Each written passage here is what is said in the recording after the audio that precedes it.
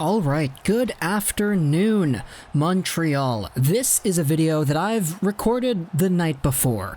I didn't want to upload this right away after the Habs game was done because the Montreal Canadiens did have a great game against the Arizona Coyotes where they did win, and I did see some of the game. Yes, I had the shuffle between that and the Canucks game, but for the most part, if I did my game recap immediately after the Habs won, then I would have been able to upload that at about 10:30-ish Pacific time, which would have been about 1 to 2 a.m. in Montreal, which I know is the primary consumer location of these Habs videos. So I thought from a marketing standpoint, from a viewership standpoint, it was a poor decision to upload it then. Why not just upload it at 12 at noon here at Pacific Standard Time on Halloween? So Joyeux Halloween to all of you Quebecers out there watching this video, but it should be about 3 p.m.-ish where you are right now, and I think that is the perfect time to get a video like this out because we're going to be talking about the Montreal Canadiens and their recent win over the Arizona Coyotes that happened late last night for Montreal fans. This one was a pretty nice game. Now, I didn't see all of it because I did have to shuffle between the Canucks game and the Habs game. I think this is the first time all season, pretty much, where the Habs and the Canucks played a game at the same time and they both had very favorable outcomes that I wanted to talk about in a video format. So this might be how it goes going forward. If the Habs do well at these 7 p.m. Pacific games, then I might just upload the recaps the day after so that Habs fans can get their sleep and actually wake up to a nice little thing in the afternoon once these videos come out. But this game against the Coyotes was against a particular opponent that I was kind of worried about. Not because the Coyotes are amazing, I mean they are one of the better teams in the Pacific right now, statistically speaking, but because Darcy Kuemper is really freaking good. The guy has been on fire all year, and he's been so good, so hot, that I was thinking to myself, okay, we know the Habs can score a ton of goals. We know the Habs have been getting on the score sheet night in and night out. They're one of the top offensive teams in the league. But if there's a goalie that's going to stop them, it's not going to be Tuukka Rask, because Tuukka Rask against Montreal is a different story. Everything just comes alive when we play Tuukka Rask. But it's going to be Darcy Kuemper. And thankful to me, it wasn't Darcy Kuemper that started this game, it was actually Antti Raanta. And the Canadiens scored 4 goals. Let's get into the first one, which came really quickly. What is it with Brendan Gallagher getting these early goals? Heck, what is it with the Habs getting these early goals? This one was ugly. It was an ugly play. Really something that we shouldn't be seeing in the NHL, but hey, I'll take it. Shea Weber is the guy on the right side who's coming in with the puck, and he's coming in really deep. As he approaches the far hash marks, he centers it, tries to get a pass over to Tatar, who gets it on net. He shovels it just lightly onto the pads, it bounces off Raanta, and then Brendan Gallagher is there. As he is, because he's the dirty grinder. He's the guy who can get into those dirty areas, get those greasy, dirty, filthy goals. And dirty is what this one was here, because Gallagher starts pounding away at Ranta's pads. The puck is there, but then all of a sudden, Demers gets involved, his stick is in the mix too, and then Ranta's pad just slips backwards. The guy doesn't cover the post correctly, and the puck just squeaks in. It's a Canadiens lead just 22 seconds into the game, and all of a sudden, Brendan Gallagher has 6 goals on the year. Tatar and Weber have 6 assists on the year too, so Weber at this point is up to 7 points, which is great for him. That's the only scoring that we have in the first period, but the Habs have a lot of really good chances. They had some really good opportunities, really nice passing plays, and one-timers that Antti Raanta honestly was pretty solid when facing. The guy wasn't a total dud in the net.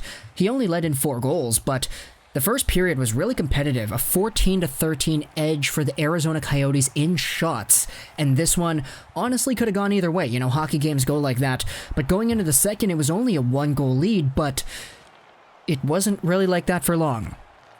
Shea Weber gets on the board 24 seconds into the second. Deneau has the puck in the corner. He feeds it over to the point. Mete is there. He feeds it over to the left side. A one-time bomb by Weber. And when I watched this initially, I was like, okay, what the heck is Raanta doing? The guy is 4 feet outside of the blue paint. He's not moving. What the heck is going on? And then I looked at the replay and oh my gosh, the guy's skate blade came off. The guy was trying to push himself back into the crease, but the skate blade, which was very visible on the ice right there in the slot, was dislocated from Raanta's skate. And you could see him trying to shove himself back into the slot, but when you don't have a skate blade, there's no friction for the little insert to really grip onto, and you just slide. It's like if you took one of those rulers that you get from school, a plastic ruler, and you scrape it along the ice, it's just going to slide. You're not going to get any ice shavings coming off. You're not going to get any friction. A metal skate blade has the ability to do that because it's made for that purpose. It's constructed in such a way that allows friction to happen, but the plastic underneath, nah. So he stayed there. He kind of rotated himself around a little bit, then he started pushing himself with the other foot, trying to get himself into position to save that Weber bomb from the point. But at this point, it's an open net, it's too late, and Weber pots his second on the year. As I said earlier on, Weber, man, I think he can get up to 15 goals. I just hope it happens. He's got his second on the year. Mete has 2 assists. Deneau has 4 assists on the year. So a really nice goal to start things off in the second period. And then, starting things off in the third period, it's another quick goal. It's Nick and Nick Suzuki and Nick Cousins, combining for a beautiful play right here. This is what I mean when I titled the video, Nick Suzuki's Elite Playmaking Comes Back to Bite. This was a fantastic showcase of the offensive IQ that led to Nick Suzuki being drafted so high in the 2017 NHL entry draft. This was a scrambled play. It's Petrie, he throws the puck over, and it bounces up a little bit. There are Coyotes there are Habs there, but then all of a sudden, Nick Suzuki, with a nice little caress of the puck, he calmly settles it down, and then immediately, without even taking a second, just feeds it over right through the slot. It's chaos, pandemonium out in front. Raanta has his eyes on the prize right in front of him, but then Suzuki just calmly throws it over. It doesn't even look like he's looking that direction. And he finds the open man, Nick Cousins, who's all by himself with an open net to shoot at. Just a beautiful play. Quick split-second thinking right there on the part of Nick Suzuki, and he slides it over, just calmly feeds it over to the guy in front for a nice goal right there. Nick Suzuki has 2 assists on the year, which, that's not a lot, but like, the guy's showcasing why he made this team. And this goal by Nick Cousins was a goal that really just let Habs fans scream out in joy that yes, Nick Cousins was a great acquisition for this team. He's not just another one of those rotatable, exchangeable, bottom 6, 4th line guys. Nah, Nick Cousins has been legitimately good. And he combines with Nick Suzuki and Jeff Petrie here for the 3rd Habs goal on the night. The Coyotes eventually bounce back 3 minutes later. It's Jacob Chychrun. It's a very nice passing play by Arizona. Kessel, Goligoski get involved in there. They get the assists. Goligoski has 7 assists. That's kind of... wow, slow down there, Alex Goligoski. But eventually the Montreal Canadiens get one back. It's Jonathan Drouin, who crashes the net and pounds away at it in a similar Brendan Gallagher kind of fashion. He eventually gets one to go, and he has 6 on the year too, so it's really nice seeing Jonathan Drouin playing with that confidence that we know is probably the biggest thing that disables or enables him from being great. Because Jonathan Drouin has talent, we all know that.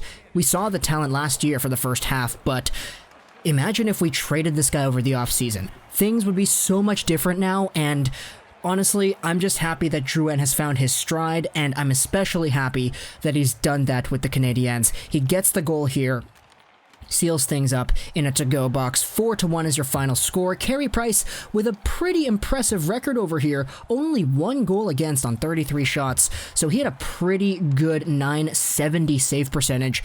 As for Antti Raanta, he had an .889 save percentage, which isn't awesome. I don't want to say it's bad, but it's not like amazing.